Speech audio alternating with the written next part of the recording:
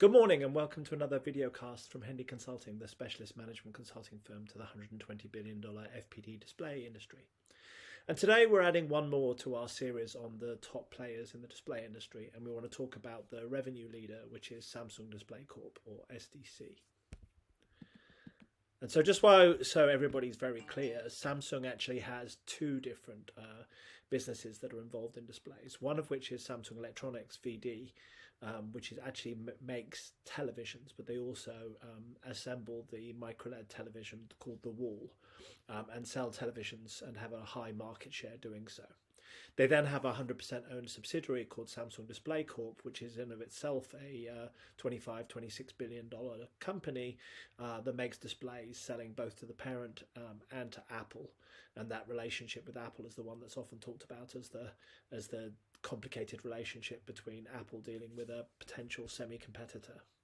So we're going to talk about SDC today and actually talk about their value-added strategy, because it became clear to me that not everybody has understood that this is an absolutely deliberate move by SDC to make pricing better on OLED panels, to raise the barriers of entry to competitors, and to actually make the economics of the business more like what they perceive as DRAM, which is winner takes all in terms of profitability.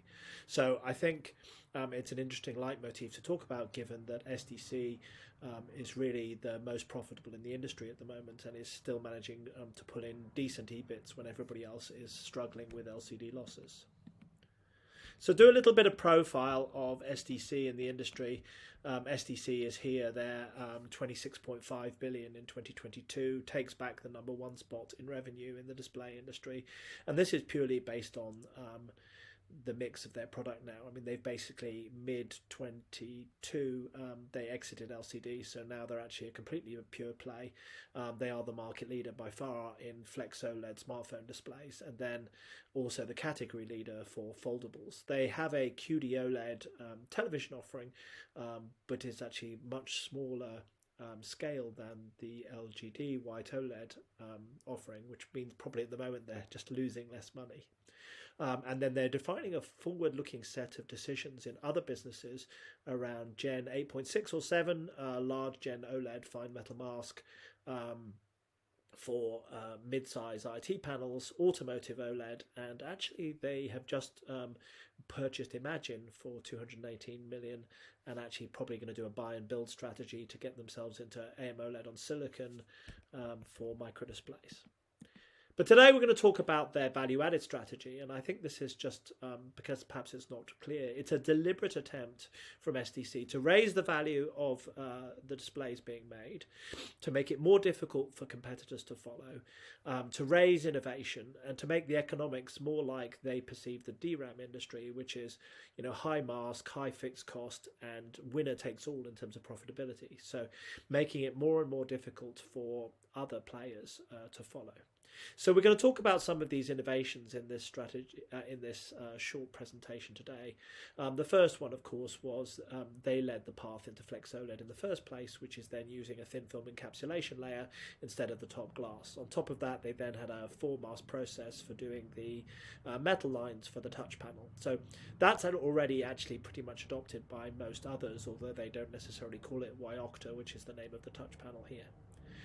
Apple then defined a strategy using a mix of low temperature polysilicon and oxide for the transistor backplane to reduce power consumption, and actually SDC calls that HOP, so hybrid oxide polymer, but it's the same thing as low temp polyoxide, and that raises the mask count and complexity by a couple of masks.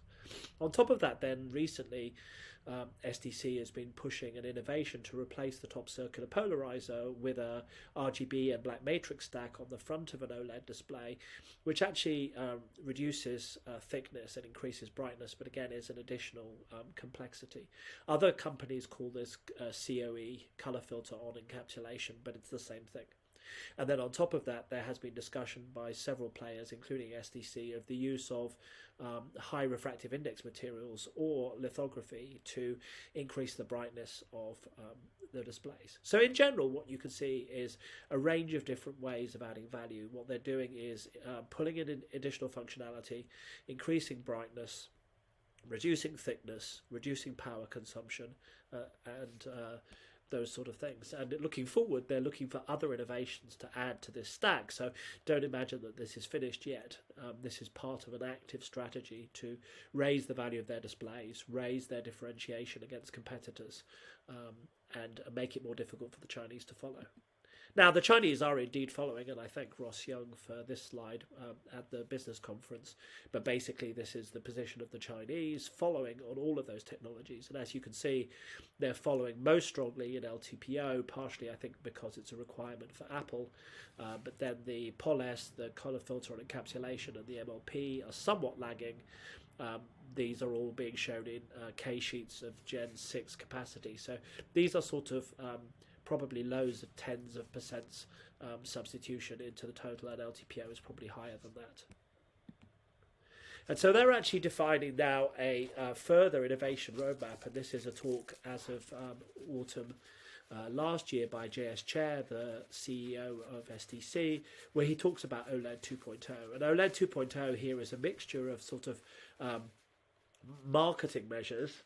So, for example, Clear MR here, but then also technical innovations. So they're also talking about increasing the color depth under panel camera, and then they also did highlight all-in-one sensing using OPD technology so that you could get multi-fingerprint sensing on the display. So this value-added strategy is aimed to continue.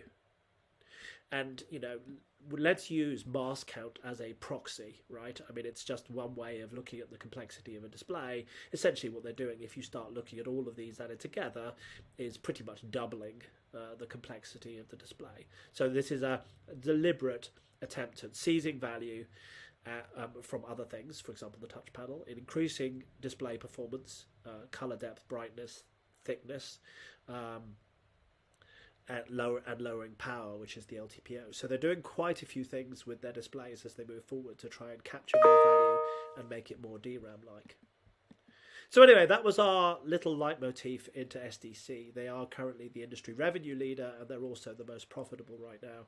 And this strategy of bringing innovations that bring product cost upwards, but also value upwards, so that it makes it more difficult for others to follow, is something they're distinctly doing. And then separate to this, which we have covered in other videos, they have a range of other measures, including Gen 8.6 or Gen 8.7 OLED investments for mid-size IT panels, OLED for automotive, and then they're thrust into microdisplays. But their aim is to be a $50 billion company, moving up from the 25 billion, roughly 25, 26 they were in 22, so that's a doubling. And if you think about the impact of price erosion, that's quite an impressive goal they're aiming for. And I actually have looked at a reconciliation ladder on a previous video, and shows that it's theoretically possible, although a really stretched goal. And that's what I love about strategic high stretch goals, is they can be achieved with a lot of work, but they set a really high bar, and I'm really impressed at SDC for trying to do so. So finally then, a little bit of discussion on Hendy Consulting. We always include this so that people understand who we are. There are 3 companies that provide very strong market research to the display industry. That's Omdia, DSCC, and the micro-LED and mini-LED coverage of Yole in particular is also very strong. Those 3 companies I would recommend, and in fact I actually buy data from them at times to be part of my service. And if you're asking questions like how big is the market, what is pricing today, what are the trends in specific markets, and which factories are being planned, then market research data is the way to go. Management consulting then is a different service. It's delivered with your team, so I work with your team mostly by video conference, but I don't mind showing up at your premises, other than it's not in the US. It asks different questions, so it's about increasing the chances of success. Is the technology I have any good? How do I set up a joint development agreement that shares fair value with the display industry? How should I think about the decision around building a factory, even as a display player or as somebody in the supply chain to serve the display industry? How do I think about the risks and the trade-offs? And broadly, the biggest sort of meta problem we answer is how do we position our business for success in the display market? That's what we've been doing for 20 years, is working on problems like that. For the viewers on YouTube, I hope you found this an interesting discussion on Samsung Display Corp. I have 40 plus other videos that you can watch on different parts of the display business, and I hope I keep your eyeballs. Anyway, have a good day. Goodbye.